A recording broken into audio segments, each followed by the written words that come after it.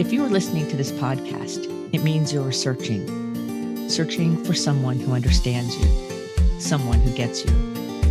You are yearning to be understood and to belong. Welcome to the Someone Gets Me podcast, where we help smart, talented, and sensitive people navigate an often insensitive world. I am Dianne A, your host. My roles as ambassador, author, speaker, and intuitive mentor for bright and talented people are woven into each episode. I have the experience and knowledge to educate and inspire, as I have been there and I understand your unique intensities, sensitivities, and challenges. Welcome.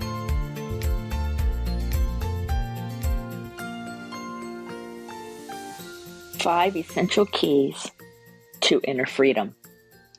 Hi friends, I'd like to share a story with you to start with today. The story is about a person.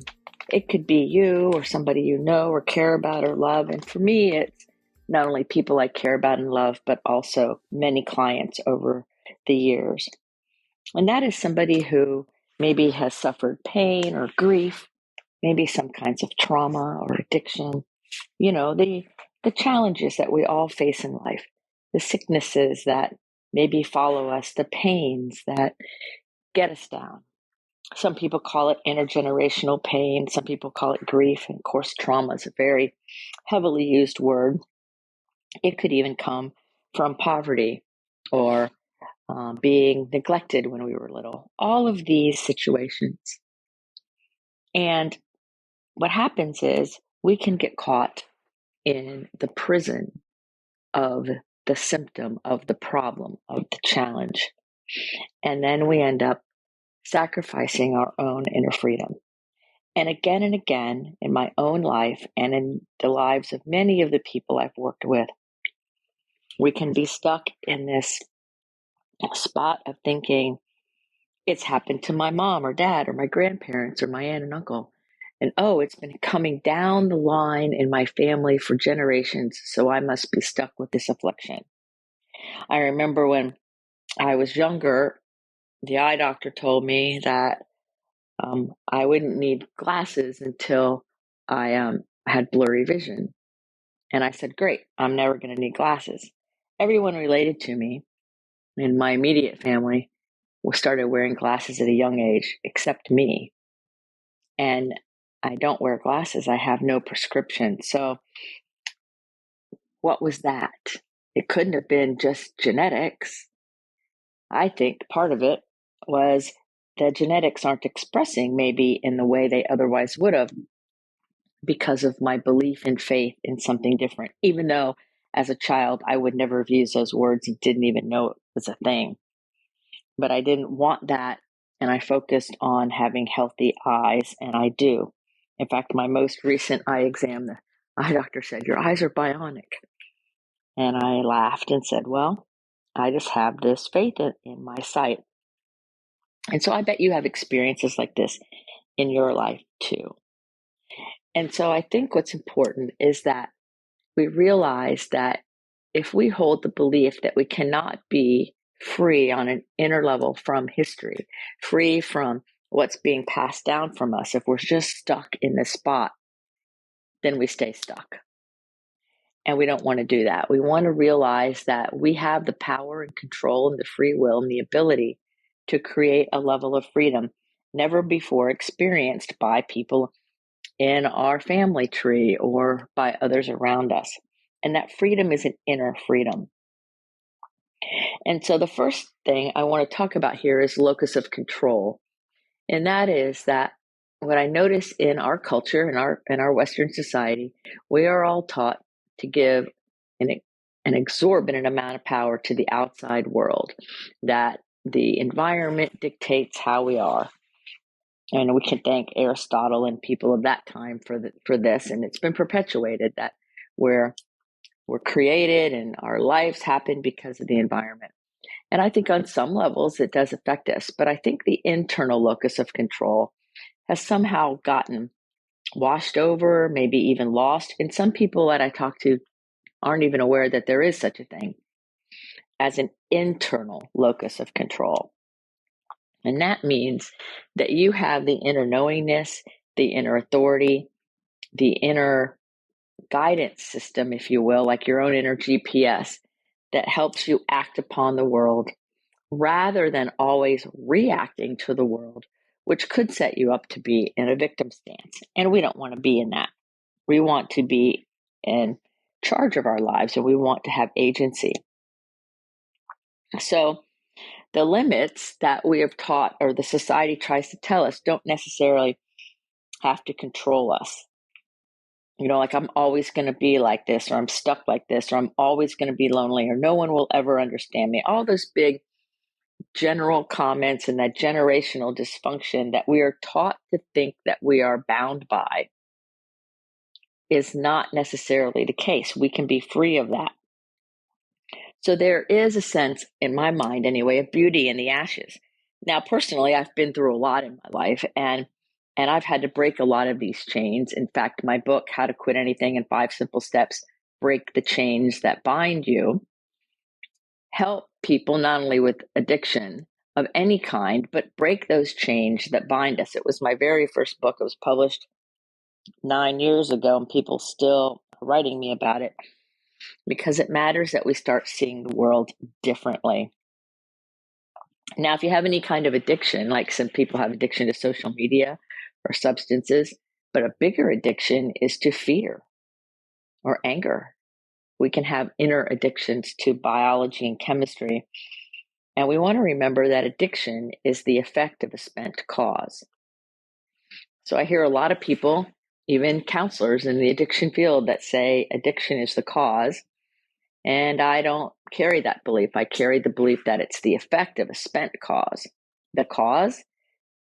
Disconnection from oneself, spiritual bankruptcy, feeling so depleted that anything to fill the hole will work, and pretty soon the person is a slave to an addiction. Another challenge is pain, physical, emotional, mental, right? Social. Grief is another challenge. Grief is a conflicting mass of human emotion following any change of behavior. So a lot of people that I know are still grieving and healing the significant change of behavior since the COVID pandemic, or grieving moving, grieving changing jobs, grieving life is different. It will never go back to how it was. People keep yearning to go back, to go back, to go back. You can't go back. Hear me again. You cannot go back. When your ego tries to get you to think that you can go back to anything, it's lying. It's not possible to go back. Another big challenge is fatigue and exhaustion.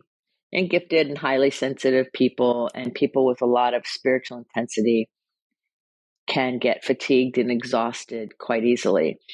I've been in the helping industry for my entire career, over 4 decades now, and it's very tempting and it's very easy to get seduced into what I call compassion fatigue. We're caring so much about everyone else and what's going on in the system and the things that you yourself end up exhausted. And you don't have to be in the helping field to have compassion fatigue. With all of the challenges going on in the world, we can easily get ourselves, if our boundaries within us are not clear, into a place where our compassion exhausts us. And then we aren't as effective as maybe we would like to be. So I have 5 essential keys to help us achieve and live in, our own inner freedom. Because if we want to be free, we have to start inside of us. Blaming another human being, a system, any kind of pointing our finger away and blaming something reminds us that we are pointing at something that's also in us. So if I'm blaming somebody or something for trying to control me, control comes from fear. So I need to look at myself and say, how is fear and control dominating my inner reality? The moment I heal that, the moment I free myself from my own inner limitation, the power of that fear and control releases. And then I can make really good decisions and behaviors of how to move forward. So it behooves all of us to really look within and say, how is what's going on in the world reflecting to us those parts of us we've been trying very hard not to look at? Because the truth is, it all comes out. The truth always shows up. So we might want to start looking within to have inner freedom so that we can be a beneficial presence and not be an emotional slave to what's going on in the world. So here are the 5 essential keys to your inner freedom. The first one is having faith and trust. And faith, I'm not talking about religion here. What I'm talking about is understanding that the universe and the universal laws have our back and that we can trust them. If you drive a car, you have to have faith that the cars on going the other way honor the lines, the little yellow lines in the middle of the 2-lane country road, or the white dotted lines on a highway, or the traffic lights. To get in a car, we have to have faith that people will also honor the same rules that we're honoring. And so when they don't, there's accidents and crashes, right? So faith is, in my mind, our inner connection and understanding that the universe has higher laws that humans must live by as well as nature itself. So do I have faith in that? Do I have faith and trust in how the universe works? Now, the universe can open doors that we never thought possible when we live in that kind of flow. I mean, many times opportunities have shown up for me that I didn't even know were coming that were amazing. And I've seen it happen with many of my clients and many friends of mine too, where things happen in our favor that we didn't see coming because we had a little bit of trust and faith. Number 2 is surrender. Surrender could mean to give up, and maybe you need to give up the egoic fight of right fighting, thinking you have to be right all the time, right? Or maybe you need to give up the egoic rigidity. You might need to give up all of that. Surrender also means to relax into the flow of the universe, to trust that this whole world has a purpose and a meaning and has our backs, and that trying to swim up current all the time is exhausting, and we're not meant to do that. I kind of use the example of tubing, getting on the big inner tube and floating down the river, which I did a lot when I was in college. And there were always somebody trying to swim up river. But what happened eventually? They ended up getting exhausted and floating down the river with the rest of us. Or then there was the people who grabbed onto the branches hanging overhead, and the thrill of the rush of the water underneath gave a little bit of an adrenaline rush. But what happened? Eventually their grip couldn't hold anymore, and they had to come down the river with the rest of us. And the river represents that flow of life, the beauty of life, the cycles that we are living in.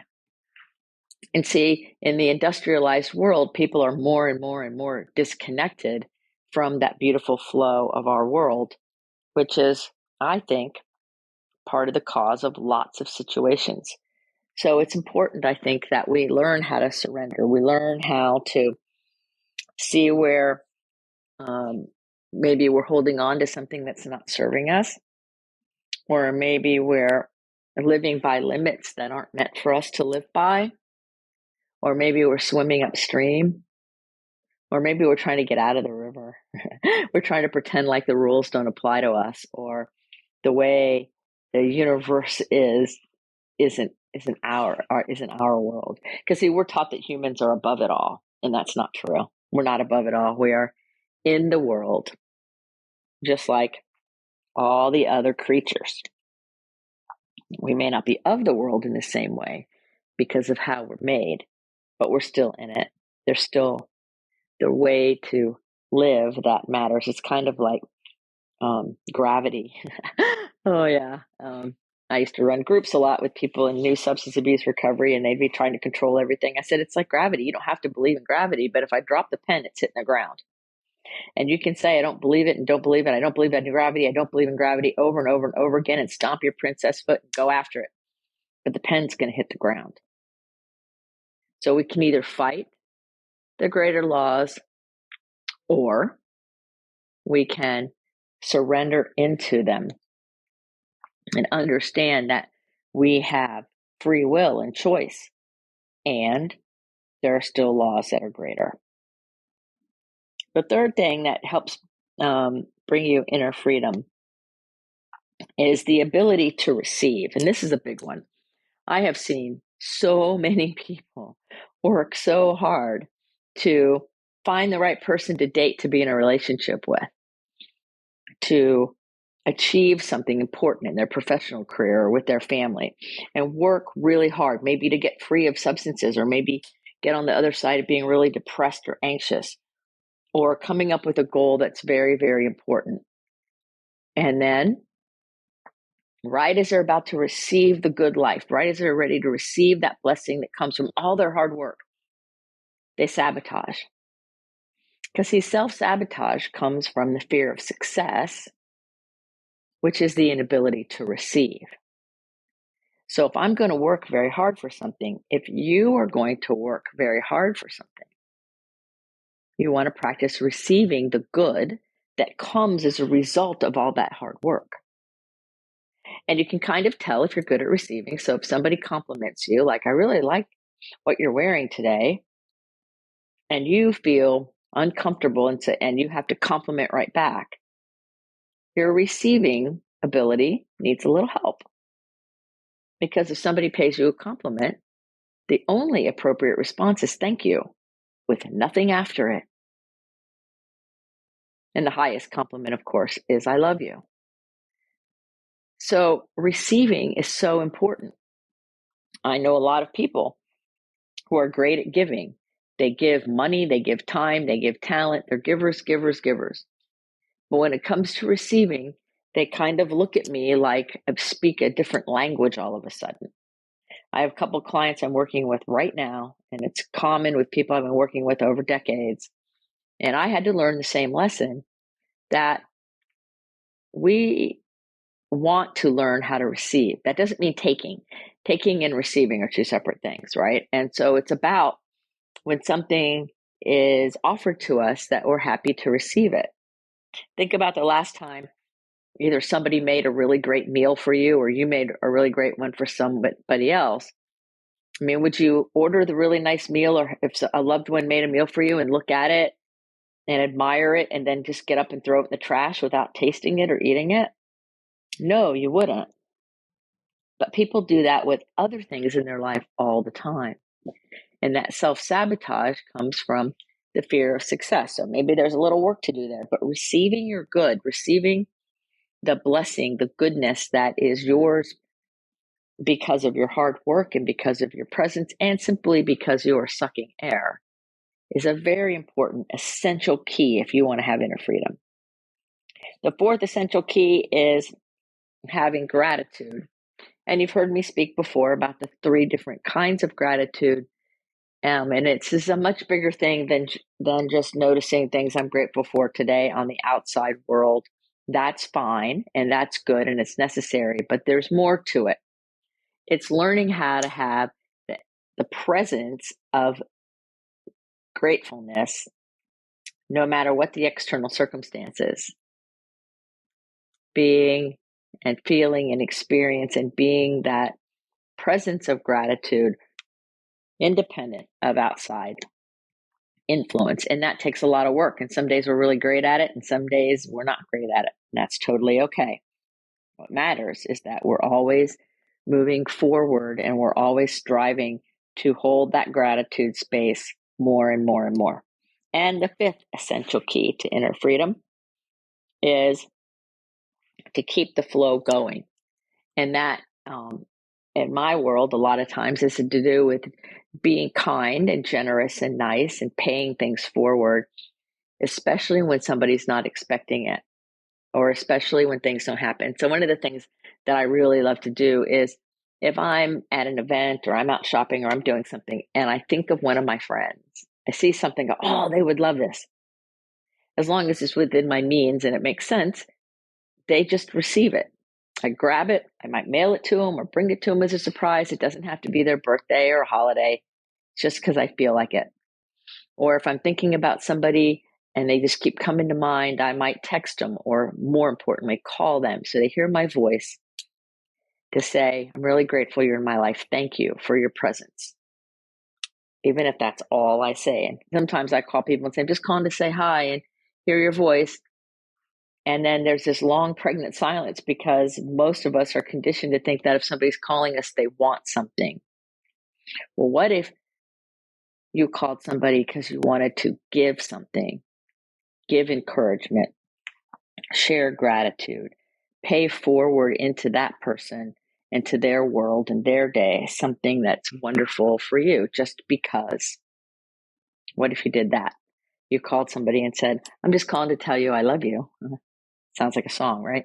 Or I'm just calling because I'm thinking about you. Now, when I'm meditating in the morning, if somebody's name pops in my head, and a lot of times they do, they show up, different people from different parts of my world. Often I will either text or call or email the person and say, hey, you showed up in my meditation this morning, and I just wanted to tell you that I'm thinking about you and sending you a prayer or a blessing, whatever language I know that person can receive. And know that because everything's connected to everything, there's no accidents when somebody shows up in your consciousness. And so those are the 5 essential keys to inner freedom. There's more, of course, but these are the big ones. And we want to be careful not to blame ourselves or have a lot of shame or doubt in our way. So there are challenges in the human experience that we have the opportunity to grow beyond. And so it's important to realize that we're all learning, everybody's growing, and it's not about passing the test with an A. It's about learning and being willing to share and give what is important. So remember that anytime you have a physical situation, a physical limitation or sickness or pain, that's your body telling you that there's maybe some surrender or release or forgiveness to do in your spiritual, emotional, mental world. If you don't have enough energy to keep on going, right? You're tired. You ever get fatigued? Gifted people get fatigued a lot. It's time for you to say, hold on, let me slow down and step back so that I can help break this cycle that I'm in. Because you are here, in fact, to break the cycle. So friends, I hope these 5 essential keys have served you and reminded you of things you already know, or maybe I shared something in a way you haven't heard before that helped shed even more of a light for you. But my purpose here at Someone Gets Me and in all the work I do is to inspire and educate and offer you a sense of freedom, a sense of safety, and a sense of calm assurance. If ever I can support you in any way, don't forget, you can email me anytime, join our Someone Gets Me Facebook group, or be part of my community in any way. Until the next episode of Someone Gets Me, remember to keep your face to the sun so the shadows fall behind you, because you're a rock star. You are here on purpose with a mighty purpose. So go out there and let your light shine. And remember, your inner freedom is independent of the outside world. Until the next episode, be well. Are you tired of searching for someone to understand you? Join our Facebook group, Someone Gets Me. In this group, you will be able to connect with others who are intense, sensitive, smart, and talented. I share my insights and teachings, and you can connect with others in a real, authentic, safe forum. So join us today. Someone Gets Me.